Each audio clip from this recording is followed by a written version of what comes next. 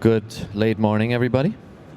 Welcome back to another session at Studio Szene at the Musikmesse in Frankfurt. And I have a very, very special guest with us. I'd like to welcome Mr. Mark Ethier. Am I pronouncing it right? I want to say Ethier because I'm German, I can't help it. But Ethier, welcome. Ethier, you've got it right. Thank you. Exactly. Who is the CEO of iZotope and the co-founder, right? How many founded? When we started, we actually had about 6 co-founders. So Okay. I was an undergrad at MIT, and I just took some of my friends, and so some of them stayed, and I'm the only one remaining at this point. Wow, okay. Where'd the others go to? One followed his girlfriend to Apple. One went to grad school. One had a family, and we had no money, and so he had to go get a real job. One started a video graphics company, and then one in around 2013, decided he wanted to go back to school. And so it left me. Well, it's an interesting crowd, obviously. You were obviously very young. And for those of you who don't know iZotope, I'm personally very honored that we get to speak today, because it's very rare that I get to talk to the people who actually thought up the tools I use every day. And I believe, I use a lot of plugins, but iZotope, I think, are special that they're not the type that try to recreate analog, clearly meant for engineer tools, and at the same time, you don't do tools that are one size fits all, one knob tools. So you're kind of in the middle. Is that reflective of how you started? I mean, you're saying MIT, and I should say this for people who don't know. MIT, I believe, is the Massachusetts Institute for Technology. So one of the top universities in the United States for technology, engineering, science. So did you all, or do you come from a science background? Is that how you got into it? Yeah, so actually when I was at MIT, I was pursuing a degree in music, in composition. So I thought I'd be a film music composer. And I was also doing a degree in computer science. And so starting iZotope was actually a way to combine my 2 passions for music and technology. And this was around 2000, 2001 that I started. And so I had never been in a studio. I had never used a piece of analog gear. And I was a musician just trying to figure out how to make a recording. And so for me, we didn't start with the idea of trying to model analog gear because I had no idea what it was. For us, we were just trying to figure out with the math and the science we knew and what we wanted as musicians, what would we build? Which I think really helped to infuse our approach, and borrowing from the past, but not trying to recreate it, if that makes sense, and Yes. really trying to push things forward with the latest technology that's possible.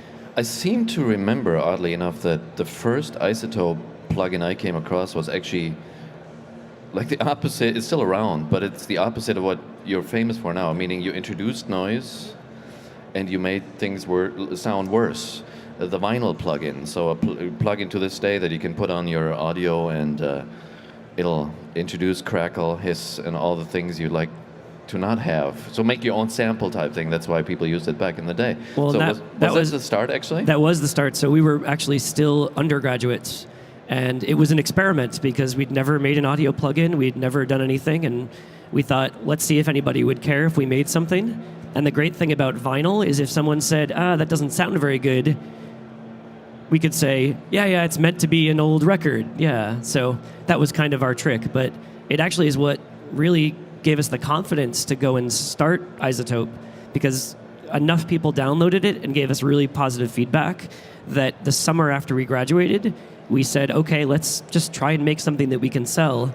And we were working on trying to understand mastering, and that's actually where Ozone, the first version of Ozone, came out about 3 or 4 months after we graduated, partially because we needed money. Okay. For food and rent. That. Yeah. Did you come up with... it's probably kind of a silly question, but how did you come up with iZotope? How does that... not some, I don't know, music... It's not neither musical nor particularly denoising, so I'm just wondering how you came up with that name. So it's a great question. I think the most honest answer is it was a bunch of college kids sitting around trying to think of a name that sounded cool and that the website was available. We also like the fact that an iZotope is sort of a variation. It's a little bit different. And for us, we didn't want to just copy what people had been doing. We wanted to see, could we do something different and take risks and innovate, and iZotope sort of represents that in some ways. Were there things involved we shouldn't mention? Were there things involved we shouldn't mention when you created the name? You know what's funny is we were probably the most straight edge group of people ever. So I actually did not drink until I was 26. So everybody assumes, oh, the beginning days of iZotope, it's all alcohol and drugs, and not drugs, but alcohol. And it's probably good because we had no money, so we couldn't have afforded probably beer. So it actually worked out pretty well for us. Okay. So did the drinking time coincide with the RX creation when you had to clean up your music the day after? That's a great question. No comment. But seriously, you said okay. First of all, what's really interesting to me, and I've kind of assumed that you come from a fairly straight background, because even though you're in Boston and there's Berkeley, you study composition at MIT, which I didn't even know you could. What did you want to record? That would really interest me. What did you want to record? So the first recording I tried to make was the symphony orchestra at MIT was performing my music. A proper symphony orchestra. Proper symphony orchestra. And I said, this is amazing and unique. I'm going to make a recording. So I went to the store and I rented 2 SM57 mics because you needed a microphone to record an orchestra. And I set that up in Kresge Auditorium, which is the big sort of concert hall at MIT. And the recording was terrible because, as most of you know, an SM57 is not the way to record an orchestra in a giant hall. And so that actually led me down the path of understanding, why doesn't my recording sound good? And sort of mastering and repair and all the things that now we've come to become expert in. Wow. Which kind of brings me to my next question. You said already that ozone you wanted to, for business reasons, wanted something that people needed, one. But why didn't you, why a mastering thing? You figured the final step is something that everybody is most interested in, or is there a musical aspect that you thought of? It was actually, maybe we were a little bit cocky because we looked around at what products were out there and what products were missing. And when we talked to fellow musicians and people who are more hobbyists trying to figure out how to do audio production, mastering was the thing that everybody said, can't do it. It's a dark art. And it was actually, we were inspired by Bob Katz's mastering book and said, you know what, we think we could make a tool that would really help people who think they can't do this to really get into it and to figure it out. And so that was actually the biggest motivation, is it seemed like the thing that people said, I don't understand. And so that sort of motivated us to say, we want to help you understand. Because that was our, maybe it was the scientist mind of the thing that was most unknown, that's what we wanted to go after. Did you, do you have people involved that are mastering guys, or did you actually just, let's say, I want it to sound like this because I like this, or both, or how did you approach how do you approach the making of a creative tool to be? It's a great question. It's a great question. I mean, in the early days, we very much relied on our ears. So I had a very formal classical training, a lot of ear training, a lot of listening. And so for me, that was one of the things that across the team, we were all musicians and had this sort of very formal training. I think that actually helped us a lot because our ears were very refined. And so when we were listening very, very critically. So all of you were as well composition students? All 6 of you were? All different types of music, but mostly on the composition side, yeah. Okay, yeah. Sorry, I didn't mean No, it's okay. So that was definitely, in the very early days, I think very helpful to us. So even though we didn't come from a classic audio engineering or production background, we had been trained how to listen. And I think that, if I can give any advice to engineers or producers, that's the most important thing, is learn how to listen. That's regardless of the tools, whatever it is, that's the thing which is going to get you the great result, is being able to have the ears to hear. So that's really how we started. And actually, as an example, Jonathan Weiner, who's a mastering engineer in Boston, a couple of years after we started, reached out and said, I see what you're trying to do. I've been mastering for many years. Can we talk? And actually, over time, we've now gotten much better at integrating sort of the professional perspective in what we do. And Jonathan Weiner, as an example, finally joined the iZotope team. So we have professional mastering engineer, as an example, on staff who helps us to do the best possible things from a professional perspective. But I think definitely when we started, we relied on our ears and also on people like Bob Katz, to be honest. In some ways, we didn't know anything, and that was ideal because we went out and asked questions. So at iZotope, I would say that's one of the unique things about us is we are very engaged with the people using our products and want feedback and want to know what they think, because at the end of the day, that's kind of all that matters. That's an interesting question. May I ask how big your team is? I mean, obviously in bigger companies, there are more people to ask whether anything should be changed, who should change it, who's going to implement it, blah, blah, blah, blah, blah. How many, is there, do you have a fairly open structure, or do you have there? Yeah, so we have about 150 people. We'll probably be about 200 by the end of the year. We're continuing to grow and hire, so if anybody's looking for a job out there, we are hiring, including in Germany. And I have really tried to stress as a culture that collaboration is incredibly important. So you ask about an open sort of environment, and I would say for us, the times when we make amazing products are when we take somebody who's a PhD researcher and has identified some sort of new method or technology, and we pair that with an engineering team and a design team that can package that in a way which is intuitive, easy to understand, and then a sales and marketing team that can go and teach the world about it. Because for us, a lot of the things we do, no one's ever seen before. So it's not as simple as just saying, okay, here's the next EQ. It's saying, here's a tonal balance control, and people say, what's that? And we have to go and actually teach them. So for me, this only works if we can get that cross-company collaboration to work really well. And so even as we grow, we have to keep doing that. Is that a linear process, though, when you say teamwork, is to say, okay, we bring in the researcher, then comes the development, then comes... Okay, so you don't have teams where you say, okay, there's people that really don't have the same expertise and they work at the same time with each other, or do you? Yeah, so I would say I describe that in one way, but it happens very dynamically. So sometimes somebody will come back and say, I just talked to someone, an artist or an engineer, and they said they thought they could do this thing, and then they have a conversation with a researcher at lunch, and all of a sudden an idea happens. So it's messy is the honest answer. I mean, it's probably like any creative process making an album, it's never linear. It's always a collaboration. It comes in fits and starts, and you never really can predict where it's going to go.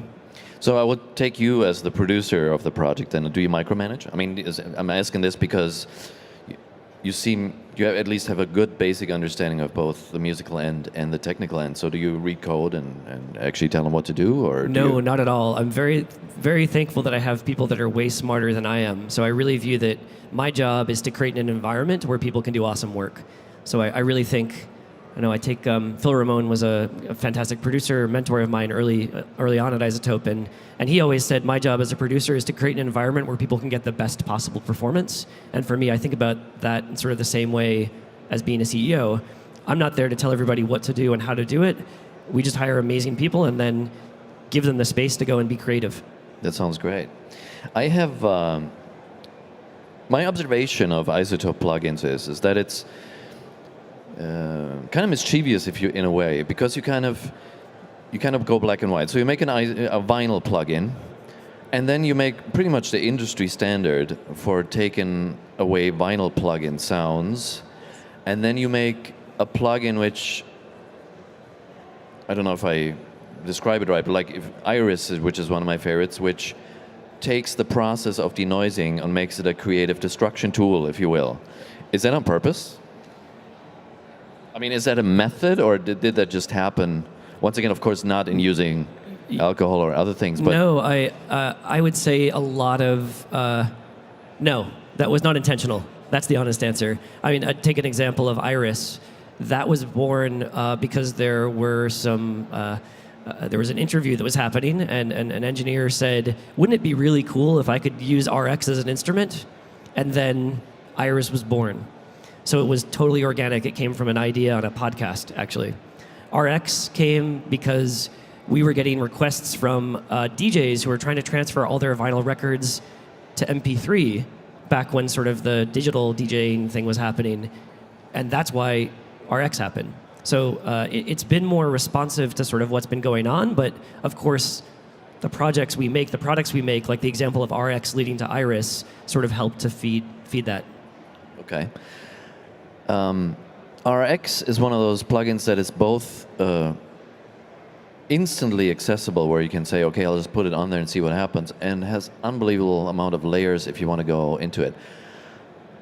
I assume it's growing over time, anyways. But the first stage of it, how long does it take to develop something like that? That's a really interesting question because I believe we started the first research on noise reduction in maybe 2002, and I think we launched RX in 2005 or 2006. So it was literally years in the making for some of that technology. And that's really, I'd say, one of the other unique things about iZotope is we have a dedicated team of researchers that are doing pure research, and by that I mean, is it even possible?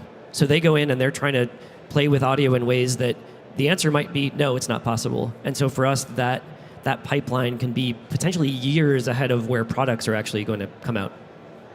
That's. I'm glad you said that because I actually preceded one of my questions because there are certain developers, if I may, it's not a direct competitor, so I just say Melodyne, for example, who just approach their plugin design not necessarily from a need, but from a wish of trying to test the impossible and have like a philosopher, like Melodyne's just saying it because of the polyphonic way of being able to do stuff, which is more or less what you're doing. Is that so? That's very much on purpose. You very much say. So do you go in when you say you create an environment as a CAO? Do you go in and say, dazzle me because I'd really like to be able to, I don't know, mix with my forehead or whatever it is? I definitely want to be able to mix with my really, forehead. I like you know what that. I'm saying? Just no, come in with totally. some really strange idea. And I mean, I think for me, I approach it from the side of spending a lot of time thinking about where the future is headed and trying to paint a picture of where that might lead and using that as a context to sort of inspire people. And then beyond that, it's really about trying to hire the right people in the culture so that people want to do that intrinsically. They believe in the mission. They believe in the way we work around being very collaborative. And then that, but I'd say probably painting the vision, painting the future is probably the most important part because that at least gives people a direction to head in. So it's probably more about trying to imagine what does a studio look like in 15 or 20 years? What is the future of 3D audio? Things like that. And you and I were talking about that. So I think that's the sort of place I start to go is where is it headed and help to inspire people. And I mean, the way I approach it is very interactively. So I also ask people, what do you think it's going to be? And as I tell everybody, I really haven't had a unique idea. I just listen to everybody else and try to pick the best ones. Do you want to share any of them, or would you give half the shop away for that? I mean, are there any exciting developments when you look at the studio? We don't have to do, when I was 30, I said you'd say the studio of 2050. Yep. Now you can say 2025, and that'll probably be radically different. Do you have any premonitions you want to share? So I would say for me, we borrow a lot from other industries. So if you look at what's happening in the consumer electronics world, everything is becoming more intelligent, more context aware. I mean, the fact that a microphone, that when you plug it into a mixer, the mixer doesn't know what the microphone is. In the consumer world, we've passed that point already. And if you look at the drive to have things be virtual instead of on a hard drive, or a hard drive has become Dropbox, your word processing has become Google Docs, your stereo has become Sonos, your music collection has become Spotify, and sort of look at all of these trends, and I think a lot of those are going to help inform and sort of drive where audio production is going, because we're going to start to take advantage of that tech, but also catch up with the trends of how people are actually consuming the audio that we're creating. The studio in the sky, I get. Okay. Yeah. That's pretty impressive. Which actually takes me back to an old school approach to audio processing, which is hardware. And I seem to have found it, and I had completely forgotten about it, but you used to have a denoising, pretty much, an RX box with the name ANRB, which I don't... Is that your wife and your mother or somebody? No? It stands for Automatic Noise Reduction for Broadcast. Ah, okay, that's good. That's better than what I thought. And then that was discontinued, wasn't it? I mean, you can... Okay. But now you got the Spire out. It's a beautiful, small piece of hardware.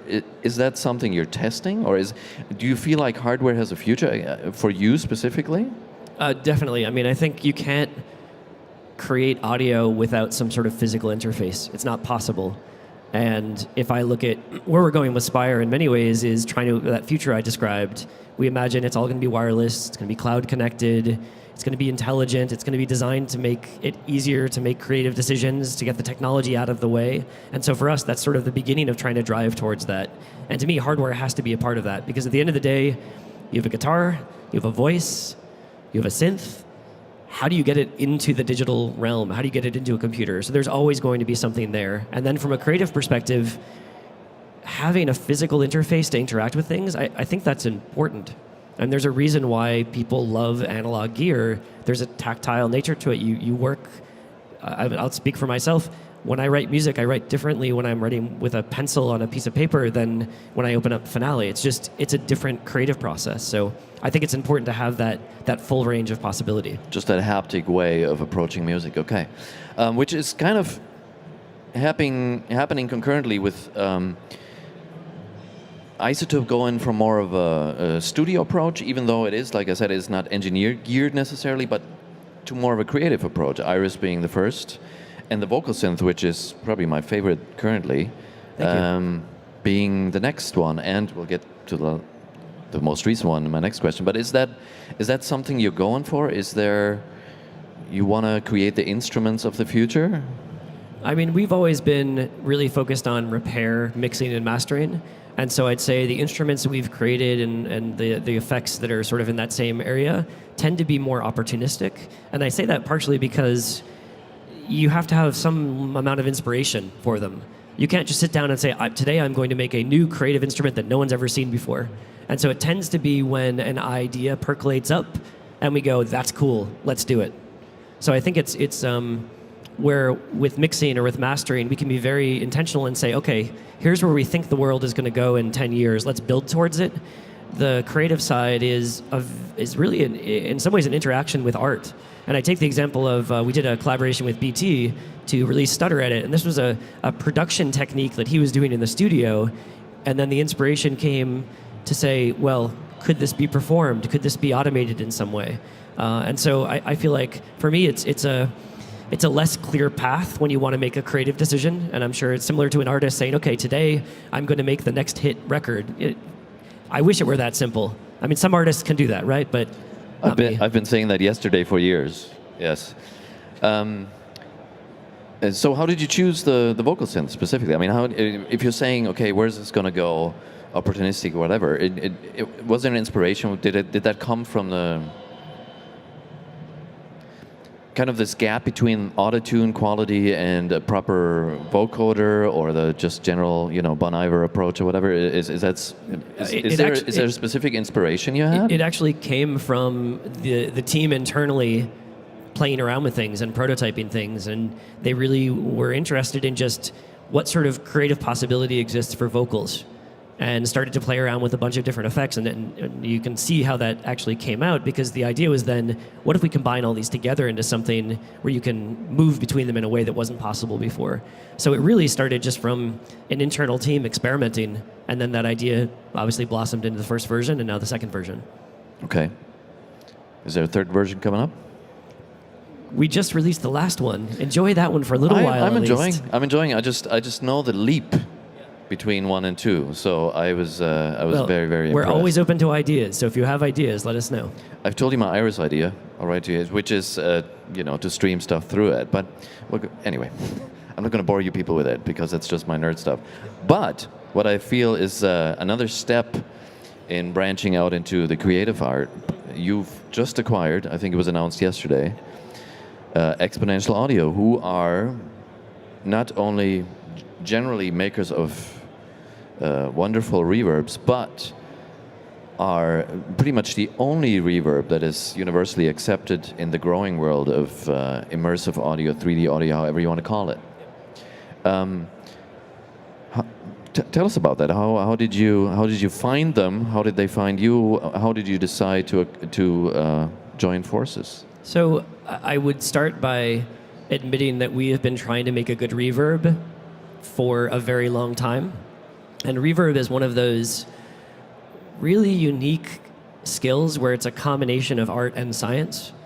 And I was going to say we never were really to get that formula right. And so we've been sort of looking at who could we bring onto the team for years that would actually help us see this through. And Michael Carnes, who's the founder of Exponential Audio, I mean, he's an icon in reverb creation. Long before Exponential Audio, he's created some of the iconic reverbs that everybody uses already. But he, I think, first reached out to us, and we started to get to know him well. And part of it is always a culture fit. And one of the great things about Michael is he felt like he'd been a friend for a long time. He felt like he was just part of iZotope. And so as we started talking, it became very clear. I mean, it's really a one-person company. And so he now has to do all of the accounting, all of the emailing, marketing, sales, all the different aspects. And by joining iZotope, one of the reasons why it worked out is he gets to focus on just doing the pure research around reverb. And for us, that's very important because not only do we want to bring on his reverbs, which are just fantastic sounding, we also have some ideas of where we want to push the state of the art forward in combining some of the things we do in our products, some new tech we've developed with machine learning around reverb, but being able to bring his expertise to create just an amazing sounding reverb to bring that stuff together. So, this for us is just the beginning. We've announced the acquisition of the products, but really for us, it's looking forward to the partnership of what we can do with him, and have already started actually working on with him, which I'll be thrilled to show in the future at some point. Wonderful. Was he attracted, if you say he reached out to you, was he attracted more by your diligence, or was that actually in parallel with the creative steps you've taken, meaning that you've obviously branched out to something that went beyond your core mission, if you will? Well, there's a bunch of reasons. We actually joke about it because there's in the film world, Cinema Audio Society has an awards ceremony every year, and often RX and Exponential Audio, some of his products are up every year. And he always teases us because he's like, finally, now I can be a winner because RX has beaten him every time we've been up against them. So I think if you are in the professional in the post-production world, Exponential Audio and RX. And so I think there's been a lot of overlap where people say, this is my go-to reverb, and this is my go-to dialogue repair tool, for example. So I feel like that we just sort of got to know each other because we have the same customers, we're in the same area. I actually, before I open the mic to questions in the audience, I just have one more question just because it's something I'm personally very interested in. Like I said, Exponential Audio is very, very big in the 3D, the immersive world. And even though you say it's not on purpose, but you tend to go places where you can, which I really appreciate. I'm looking forward to the Exponential Audio reverb in reverse, whatever that may be. You go unreverb the world, I don't know. But does it mean him joining the fold that you're going to open your other products up more for 3D? Is that something that's in the planning at this point? So it's something that we keep paying attention to, and I think it's not entirely clear what 3D audio production should be yet. So that's part of, honestly, what we're trying to learn right now is finding out what is that future going to be? What do people need? Because there are places where we can help to push the state of the art forward, but we also need to be grounded in what are people creatively or technically trying to do and make sure we support that. So this is an area where I'm really open to learn as much as I can around what the needs are and what people want to do. And it's still, in many ways, in its infancy, and in some ways it's mature. And I say that because the idea of 3D audio, I grew up playing a lot of video games, and those video games have been dealing with 3D audio for a long time. But it's different when it comes into either augmented reality or virtual reality. There's new challenges that come up. So I would say the short answer is, please tell me, because I'm trying to figure this out for myself, and I think it's going to be an amazing, interesting, creative outlet. And I really do think it's going to be compelling and interesting for artists and for some consumers. And so that's not really a good answer for you, but yeah, I'd love to know as well. Cool. We'll talk. So, if there are any questions from the audience, wenn jemand sein Englisch nicht so traut, übersetze ich es auch gerne. Yeah. Are there any questions, Fragen from the audience? I'll pass around the mic and I'll help out as much as I can. To Mark. Come on, don't be shy. Here we are. We'll start asking you questions if you're not careful. I know. Who owns iZotope plugins here? Who uses them? Wow, that's a great amount. One? Thank Okay, you. good. You should try them all, both the creative ones and the denoisers and the noisers.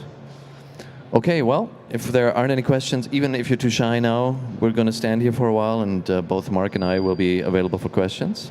Thank you very much, Mark. I hope you enjoy the Messe and come back to Studio Szene soon. Thank you. And have a great journey at iZotope. Thank you. Thank you very much. Thanks for doing this.